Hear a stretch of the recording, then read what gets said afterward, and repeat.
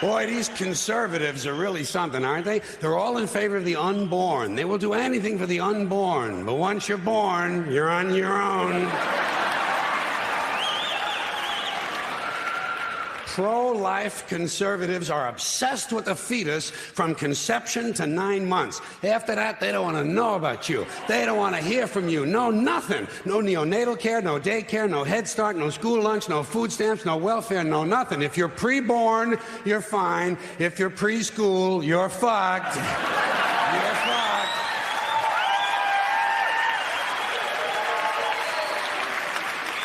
Conservatives don't give a shit about you until you reach military age. Then they think you are just fine, just what they've been looking for. Conservatives want live babies so they can raise them to be dead soldiers. Pro-life. Pro-life. These people aren't pro-life, they're killing doctors. What kind of pro-life is that? What, they'll do anything they can to save a fetus, but if it grows up to be a doctor, they just might have to kill it? They're not pro-life. You know what they are? They're anti-woman. Simple as it gets. Anti-woman. They don't like them. They don't like women. They believe a woman's primary role is to function as a broodmare for the state. I mean, it's not surprising George Carlin is against pro-life people since he died. Yes, of course, that makes sense. Michael, today we're going to be talking about why Roe v Wade was overturned, why this was inevitable, why it's happening, the failure from the Democrats, what this means for the future of basically civil rights in America. Obviously, in 1973, there was this landmark case called Roe v Wade, Michael, Roe v Wade, which was decided in the Supreme Court in the United States, giving Americans a constitutional right to have an abortion. Now, of course, almost 50 years later, there was a leaked document on the 3rd of May, which claimed that the United States Supreme Court is now in favour of overturning that right. If that happens, abortion could instantly become illegal in 22 US states, which, how many states are there in America, Michael? 50. So that's almost half, right? Yeah. I don't know about you, but I think almost half is 22. Almost half is 22. You got that right. So yeah, that's a lot of people, millions of Americans this affects, because these states have laws which says the second Roe v Wade is overturned, abortion in that state now becomes illegal because, of course, Roe v Wade. Yeah, they called trigger laws. Yeah, trigger laws, exactly. Yes. So yeah, Roe v Wade doesn't make abortion illegal, but now it means you can make laws that make abortion in these states illegal. I mean, it is crazy that this is happening. You know, you're turning the clock back to the early 1970s. You know, before that, like it was settled law, or it seemed that way for the longest time. You know, abortion in America is legal. And now all that could change after 50 years, Michael. Well, I mean, it's a credit to the Republicans for staying angry about it for so long. Because I feel like, other people might have just moved on and been like, especially when you hold to conservative positions, it makes you wonder what else they're still holding on to. Like segregation, are they working on that? Oh, we'll get on to that later, Michael. Oh, okay, really? Yeah. Because, that's the thing. It's kind of like crazy because obviously, I mean, I think abortion in the UK was kind of legalized around the same time, but then like everyone just kind of got over it. So like I say, those Republicans, they just kept at it. They stayed mad and they actually achieved something. Yeah. So well done to them. They have wanted this for so long, which we'll get onto in a bit as well. But yeah, so the Roe v Wade case created this trimester system that gives Americans an absolute right to an abortion in the first 3 months of pregnancy and allows some government regulation in the second trimester, but declares that states may restrict or ban abortions in the last trimester as the fetus nears the point where it could live outside the womb. But Roe v Wade also established that in the final trimester, a woman can obtain an abortion despite any legal ban, only if doctors certify it is necessary to save her life or health. Yeah. Now, none of that is the case after Roe v Wade has been overturned. States can now pass laws just completely disregarding that and knowing how crazy Republicans are, this will happen. These laws will mean that women will not be allowed to have abortions, even if the mother is in danger of dying from childbirth. Yeah, it doesn't matter if the woman is raped either, and that baby is the rapist's baby. It doesn't matter. They still have to. They still can't have an abortion, and that is the level we are at now. So it is, of course, a massive setback for women's rights in the US. Isn't that right, Michael? Yeah, no, definitely. I mean, it's like culturally, it relates to a perception of women as, like once you get rid of women's agency, it's not just something that can be kind of viewed in a vacuum. You also have to recognize what this is basically the state saying, which obviously Carlin alluded to, about how they view the role of women in society. Almost second class citizens. You are meant to produce babies, and that is your primary function.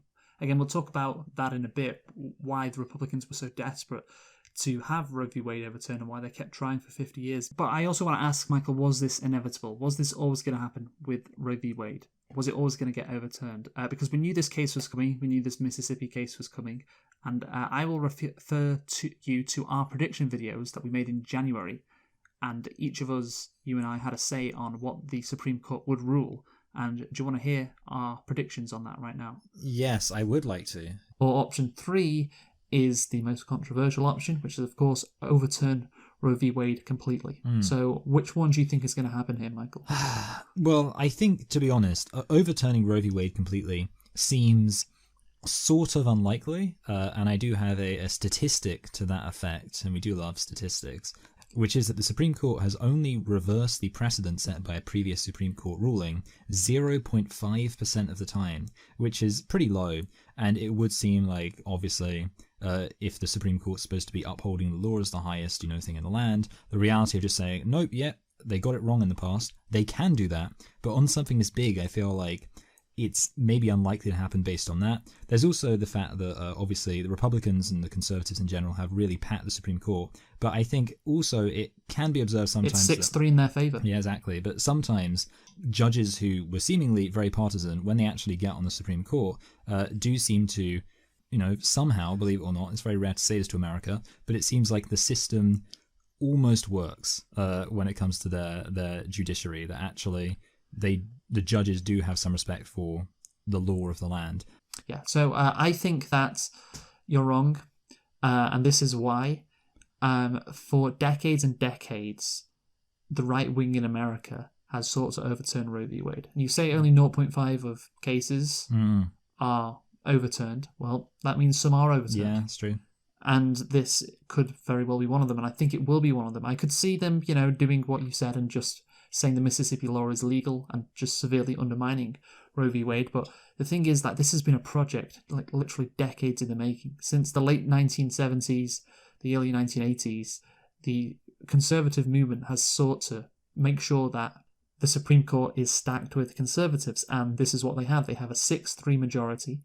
Brett Kavanaugh, for instance, hasn't been as right-wing. I think that's what you were alluding to before, as some may have suspected, but there's still Alito, there's still Clarence Thomas, there's still, of course, Amy Coney Barrett, and of course, you have like John Roberts, who probably won't do it, but it's going to come down to like Kavanaugh. It's going to come down to him. And the whole reason why Brett Kavanaugh was put on the court in the first place is because, hey, Roe v. Wade, we want these decisions overturned in our favour.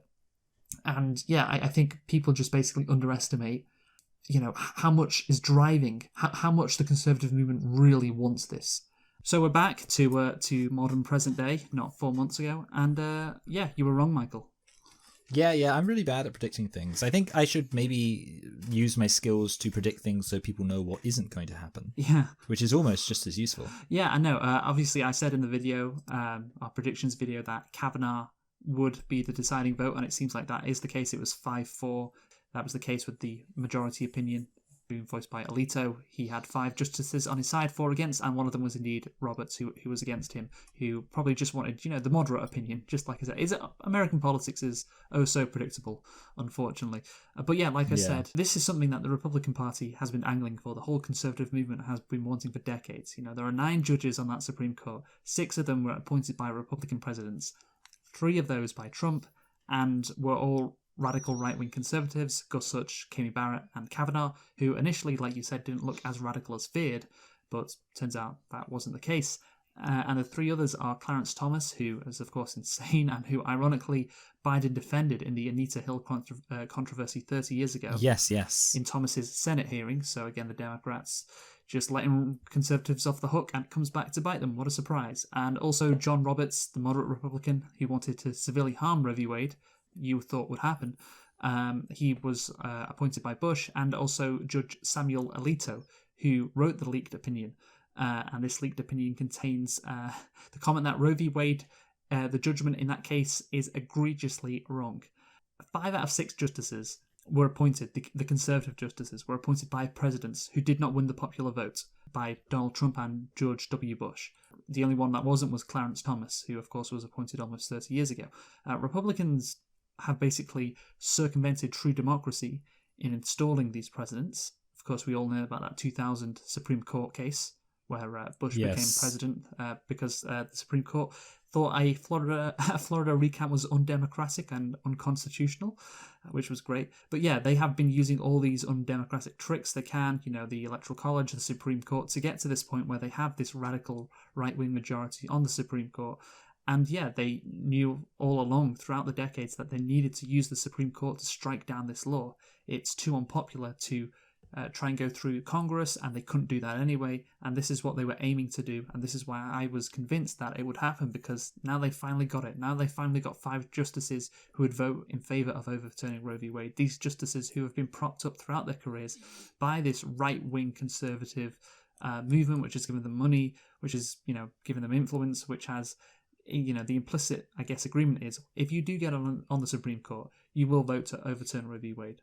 That's our one goal. That's our main goal, at least. Unfortunately, it's not the only goal, and it seems like that has happened, Michael. Yeah, so I definitely agree with you that the Republicans are obviously not only super obsessed with this, but the Republicans, they don't do the whole compromising thing that the heroic Democrats love to do all the time, and that obviously speaks to the fact that the Republicans were going to do every dirty trick they could to get this passed. I think the only thing I was thinking, like I say, is the fact that I was basically banking on the whole, well, sometimes Supreme Court nominations can surprise you, and actually it's pretty clear that the Republicans weren't taking any chances and just went for the obviously Amy Coney Barrett was the really big example of that, where they basically clearly just went for somebody who was going to pass or come to the decisions that they wanted them to come to. Amy Coney Barrett, I think it was in December, there was some leaked audio of her saying that there aren't enough kids up for adoption, so that proves that abortion is not necessary anymore. And I'm like, is that your legal argument? Is it did the constitutional founders back in fucking the 18th century say something about, if there's not enough kids up for adoption, then abortion? No, it's nothing to do with that. Just making excuses. Again, it's hilarious that there is so much prestige given to the United States Supreme Court. It is, of course, undemocratic, like most things in America, because a majority of Americans, 62%, told Pew Research in 2019 that abortion should be legal in all or most cases, and only 38% said it should be illegal. So that's quite a significant difference. This is not democratic, what they're doing, and similar figures were reflected in CBS News in 2021, 62% to 38%. There's a clear majority in favour of keeping Roe v. Wade. Of course, Republicans, like we've said, they use every dirty trick in the book, to try and make sure that they can undemocratically wield power using the American political system, which is past its sell-by dates, I think it's fair to say. That is why we've got to this point as well. Their commitment and them exploiting the various rules, like, say, the Electoral College and the stupid there's so many stupid rules in the Supreme Court. Like, you can serve on it until you die. Like, Trump got to appoint 3 Supreme Court justices just because two of them died, or one of them didn't die. One of them died under Obama, but that whole thing. Yeah, he was replaced under Trump. Trump gets to appoint more Supreme Court justices than Obama, and it's just that's just how it happens. And it's not one president gets to appoint a couple. Like, that would at least be fairer. Again, it's just random. It's just complete bullshit. Everything. Yeah, I think we can all agree that America was a good idea that just hasn't really panned out. Like, this idea of having a Supreme Court that was, I guess, above politics, which I imagine was supposed to be the original purpose of it. Well, the Supreme Court decided that themselves in 1802.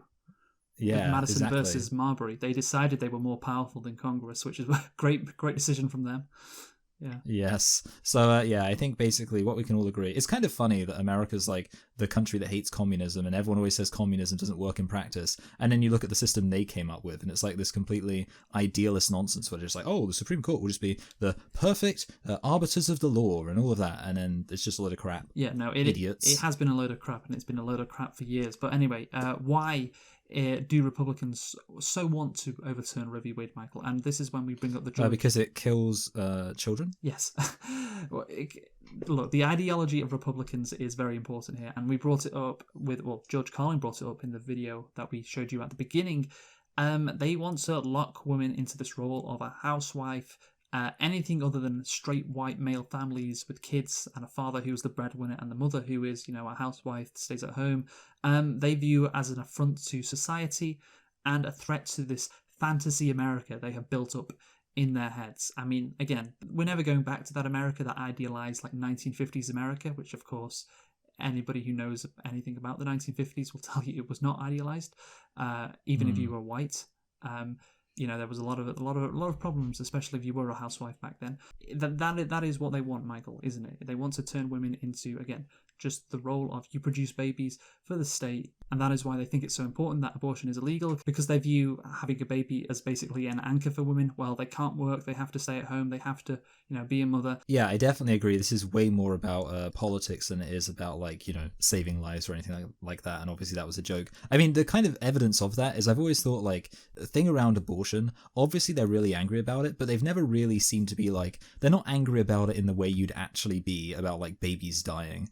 They're more just annoyed about it because people who they want to be in a certain position in society, women, are instead acting in a different way. Basically, their annoyance has always been, and their attitude towards it has always just been a culture war anger, rather than any kind of righteous indignation that gives any indication that they're sincere about caring about babies dying. Yes, abortion allows women to live a completely different life than the ones that conservatives think that these women should live. I think conservatism, I think it can be summed up where the whole philosophy of it is there are these hierarchies and traditions that exist, and therefore they exist for good reasons, and they can't be changed significantly without risking disorder and chaos. That is something that I have written down, which I do believe that's the case. That's their mindset. And that is what has led to Roe v Wade. Again, nothing about saving babies or whatever. Yeah, and I think the real issue here is that they have seriously, taken away the integrity and the esteem that the Supreme Court is held in. And that's, of course, it's a very significant democratic institution. And what I think the Democrats really need to do here is step up and really start taking things seriously and start compromising, making sure, don't do any of those underhand tactics that, like stacking the court or anything like that. Because what is the strategy for the Democrats that has worked historically and is continuing to work? They go low, we go high. And I'm looking forward to seeing them really go high, rise above the Republican shenanigans, and just, save the country. Wouldn't you agree that's likely to happen? Oh yeah, that is gonna that is definitely gonna happen. Yeah, they're gonna stack the courts. Yeah, remember when that was the thing back in 2020, and then as soon as Biden became president, it's like, oh yeah, all of that stuff about changing the Supreme Court somehow. Let's talk about first who was on the Supreme Court. Ruth Bader Ginsburg, Michael. Because the Liberals and the Democrats, and of course Bader Ginsburg was a Democrat. Wakanda forever, by the way. Ruth Kanda forever, yes. She failed, Michael, she failed. Of course, she got cancer, 10 years ago. She had a chance to retire in 2014 when the Democrats had the Senate, and everyone knew they were going to lose the Senate to the Republicans in the 2014 midterms. That happened, but she didn't retire because Hillary Clinton was running for president in 2016, and Bader Ginsburg thought she was going to win, and therefore Clinton would appoint her successor. And wouldn't that be great? The first female president appointing Ruth Bader Ginsburg's successor. That would be historic, wouldn't it, Michael? That would have been an epic win. Yes. Can I say that? Epic, yes, Queen. That would have been the vibe at that Supreme Court retirement ceremony for Bader Ginsburg. But obviously, it's perfect that she was this icon for liberal feminism in America. Her own ego got in her way. She didn't want to step down, and she didn't want to be replaced by Barack Obama's choice. I think only one black law clerk worked for Bader Ginsburg in 30 years. And then you also have her quotes about Colin Kaepernick saying that he was disrespecting the flag when he kneeled in protest of police brutality against black Americans. So I don't know. I'm not saying that she didn't want Obama to appoint her replacement because Obama was a certain skin color, but maybe it wouldn't surprise me so much if that was the case. And of course, her refusal to step down at that point means that women now have had their right to abortions curtailed in these 22 states. So just give it up for RBG, the notorious RBG. Give it up for her. Yes. Give it up for her. Yeah. Good well job. done. Well done. I think she should be... I feel like we've overdone the yes queen joke. Actually, no, we didn't. That was before we started recording, so we can do it now. Yes, queen. Yeah, she should be notorious for another reason. A lesson in an overinflated ego and hero worship when this supposed hero hasn't actually done anything to earn that. But yeah, so remember when Obama won the Nobel Peace Prize before he even got into office? Basically, that was great. But yeah, the complacency, Michael, the complacency with the Democrats. I mean, we talk about Obama. He promised when he became president that he would codify Roe v Wade into law when he became president. Did he do that, Michael? The answer is no. No, I don't. Yeah, unless I blinked and missed it. Yeah, he didn't do that, even though the Democrats had a super majority, I believe, in the Senate. They had like 60 votes in the Senate, something like that. And Nancy Pelosi, who of course was the House Speaker at the time, because she's always the fucking House Speaker, because she never wants to retire, personally led the effort to strike abortion access from the Affordable Care Act when pressured to do so by the U.S. Conference of Catholic Bishops. Did you know that was the case? That is the case. No, I didn't actually. Yeah. Wow. And that makes it even more ironic that her daughter, Christine Pelosi, tweeted this. We warned you for years, but some of you with lofty lefty platforms told people not to vote for the Democrats to send a message in 2010. Oh, that's funny. You didn't heed our warnings in 2016. Now you are shocked that the Republican Supreme Court will overturn Roe, but you should be ashamed. I can think of a few people who should be ashamed. One of them also has the last name Pelosi. Biden defended, who is of course the president now, Biden, in case you missed it. He defended Clarence Thomas, 30 years ago, like we said.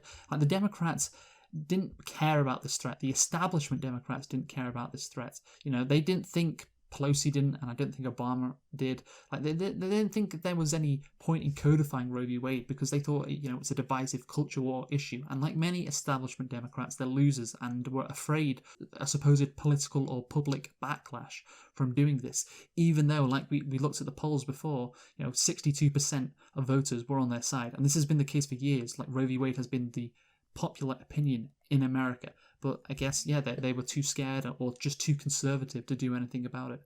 Yeah, I mean, it's kind of crazy how cowardly and naive they are. I'm not sure which one it is more so, because it's either that they're naive in that they actually trust the Republicans and think that the Republicans will play ball and be nice at some point, or they're cowardly in that they know the Republicans won't play ball and they are worried about the fact that if the Republicans start trying to attack them for basically doing everything the Republicans have been doing, that they'll start that they won't be able to stand up for themselves. And that's why you had things like Feinstein hugging Lindsey Graham just because they're just too scared to be mean or to stand up for anything, which is embarrassing. I mean, right now they control the House and the Senate, and Biden is the president. Actually, do you want to see a clip of Joe Biden rigorously defending Roe v. Wade after the leaked draft was announced that the Supreme Court were going to overturn it? Do you want to hear that? I would love to see him being presidential. Let's go, Brandon. He's a very passionate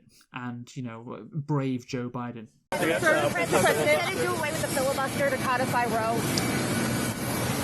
I'm not prepared to make those judgments now about, but I think the codification of Roe makes a lot of sense. Look, think what Roe says. Roe says what all basic mainstream religions have historically concluded, that the existence of a human life and being is a question. Is it at the moment of conception? Is it 6 months? Is it 6 weeks? Is it quickening, like Aquinas argued? I mean, so the idea that we're going to make a judgment that is going to say that no one can make the judgment to choose to abort a child based on a decision by the Supreme Court, I think goes way overboard. Thank you. Thank you, guys. Tell you what, the Democrats are really reaching out to the voting public there by referencing Thomas Aquinas. I know. So he was asked, hey, should we codify Roe v Wade? Should you do that? And he was like, yeah, no, probably. Like, again, just the most apathetic response possible from Biden. Again, this is an issue which is so significant to the people that vote for his party, and he's just like, yeah, sure, I guess. And obviously, they did try to codify Roe v Wade. It got defeated in the Senate recently, and Manchin was the Democrat. Surprise, surprise, who voted against this. Yeah. And, well, what can the Democrats do then? You know, they can only... If Manchin is not voting for it, well, I guess... They could do a military coup. Well, you know what they could do? They could blackmail him, like the Republican Party doing with Madison Cawthorn, because he revealed the secrets about their sex orgies that he Yes. spilled the beans on, and they are destroying his career or trying to do that.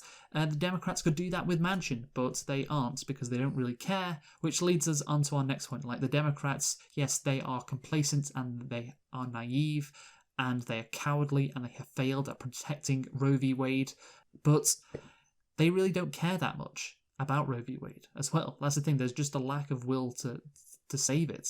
They can raise a lot of money in the midterms off campaigning on this. And I think that's what really interests them. That's why I don't think they were that bothered that Trump was still president, you know, because, hey, we can raise a lot of money off him. And that's exactly what they did for a long time. Well, what do you think about, like, because I've heard people say that, like, obviously the Republicans were also making money off of push to try and repeal Roe v. Wade. So I guess the logical answer there, they're now going to have to... So that's also more evidence that they're going to move on to get even more crazy. Oh yeah, Republicans are an actual political party that want to pursue political goals. They actually want to do that. And of course, there are some aspects, like, you know, saying, oh, we're going to repeal Obamacare and then getting a trifecta and not doing it, which kind of go against that theory. They want to do it via the courts, I guess. That's the thing. They want to do it via the courts. Yeah. And Congress is when, you know, politics doesn't happen in Congress, but it's the individual states where politics can still be pursued because, hey, now again, 22 states can ban abortion. And that's significant for the Republicans.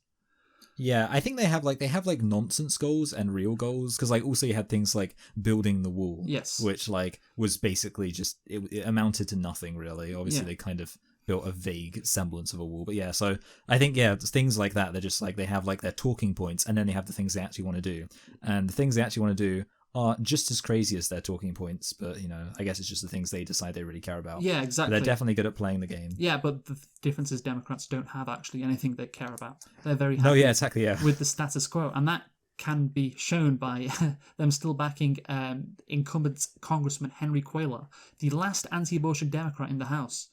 He is from Texas, and the primary that he is involved in takes place in a couple of weeks' time. He is running against Jessica Cisneros, a young progressive woman who is not anti-abortion, she is pro-choice. And you would think then for the Democrats it's pretty obvious what you should do, right?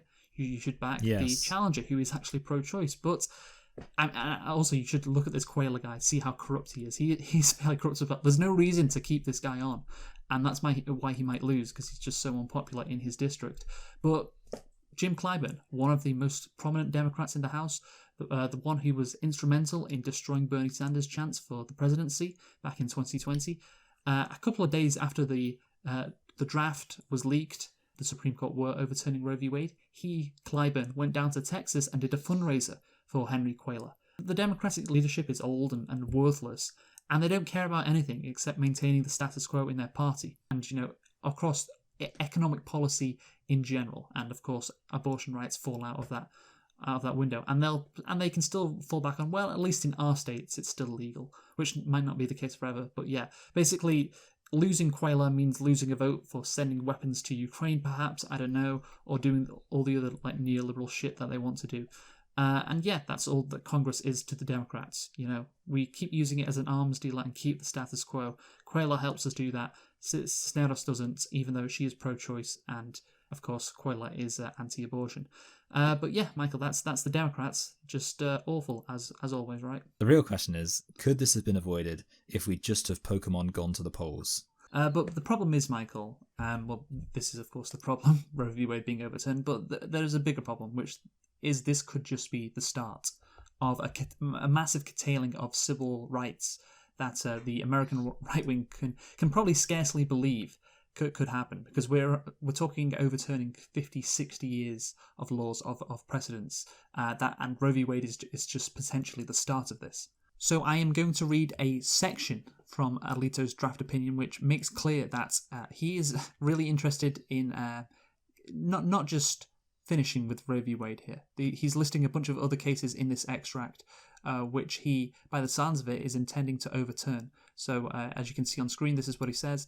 Nor does the right to obtain an abortion have a sound basis in precedents. Casey relied on cases involving the right to marry a person of a different race, Loving v Virginia, the right to marry a person while in prison, Turner versus Safely, the right to obtain a contraception, Griswold v Connecticut, the right to reside with relatives, Moore versus East Cleveland, the right to make decisions about the education of one's children, Pierce versus Society of Sisters, the right not to be sterilized without consent, Skinner versus Oklahoma, the right in certain circumstances to not undergo involuntary surgery, and basically what he's saying then is those laws don't have any precedent. Yes. They aren't based in anything, so therefore they can be overturned.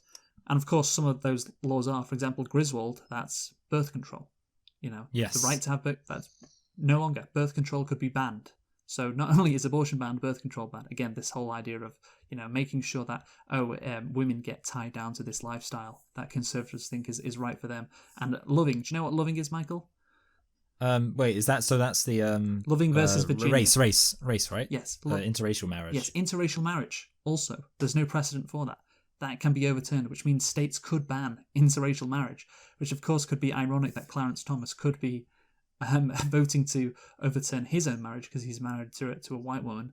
Of course, he'd have to be in a state where they make it illegal, and maybe things won't go that far, but knowing how crazy Republicans are, there is no guarantee of that. There is also, of course, the fact that they are definitely coming for Obergefell, which is the right... Gay. Yes, gay rights, the right to marry the person of the same sex. So gay marriage is definitely on the chopping block, and I would not be surprised in the next few years if gay marriage is now ruled illegal in all the states that want it to be, and the Supreme Court could go even further, because things like abortion, gay marriage, they could just leave up to the states, like now is the case, but they could, if a case is brought to them, just ban abortion outright in all states.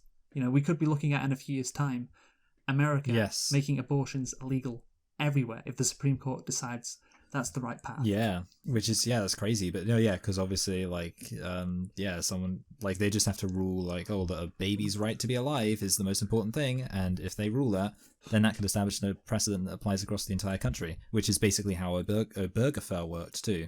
Where, that applied across the entire country because of a Supreme Court ruling. So I guess that's when they sort of you can do that? Oh, let's do that then.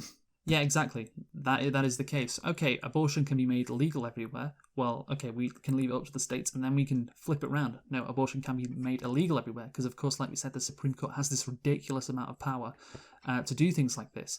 And another thing which could happen is so this is from Peter Brimlow, who is a conservative, and he's quoting the Political article which broke the news of the Roe v Wade ruling being overturned.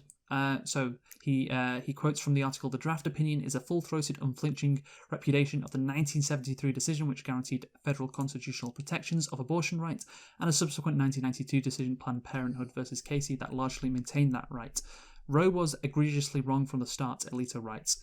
And Peter Brimlow says, "Next stop, Brown versus Board," which, of course, and Sullivan, he says, but Brown versus Board is a very interesting case. This guy is a former National Review editor, by the way. And again, this person is very much normal, I think, within Republican circles, certainly at the state level. And of course, Brown versus Board, what that was, it was Brown versus the Board of Education of Topeka. It was a 1954 Supreme Court case, so we're going back even further now, in which the justices ruled unanimously that racial segregation of children in public schools was unconstitutional. So this is a unanimous ruling. All 9 justices said, yeah, it's unconstitutional to segregate children based on race. It was one of the cornerstones of the civil rights movement and helped establish the precedent that separate but equal education and other services were not, in fact, equal at all. And that's what this person really wants to overturn. So, yeah, and the Supreme... I mean, look, you could say, oh, it's crazy, they'll never make segregation legal again in the United States. But, I wouldn't say that. Look, because I do think about the fact that, like, literally there are, like, people alive today who aren't even that old who, like, protested racial integration in the South. No, you see those pictures from, like, Little Rock, you know, of that girl going to school, and it's like, well, there'll still be people alive today that are, like, you know, 80 years old, or, you know, maybe as young as 70, I'm not sure, who like, could, you know, who went to school with that girl, who had parents who thought like that, who probably think very racist things still. And yeah, like we said, like, the Republicans seem to have a lot of opportunities and now a lot of commitment to just reversing society back to what it was, basically, you know, like in the 1950s, and getting rid of all of that. But, you know, I think Joe Biden might not dislike that too much, Michael, because he had a quote on this, which I found very interesting. Even back in the old days when we had real segregationists like Eastland and Thurman and all those guys. But at least we end up eating lunch together. Yeah, I mean, of course, back in the day of segregation, the one thing you could always hear about, everyone could eat lunch together, right? Everyone loved lunch. Eating lunch in segregation, yeah. So, yeah, again, just the Democrats are just... God, America is going to change so radically, and they are just not prepared to do anything about it. And I'm going to end this video with a quote from Frank Wilhoit, who said, "Conservatism consists of exactly one proposition. There must be in-groups whom the law protects but does not bind, alongside out-groups whom the law binds but does not protect." And that is, I think, not the constitutional basis, but the ideological basis for this Roe v Wade overturning, and for everything that might come after this. It's a good quote.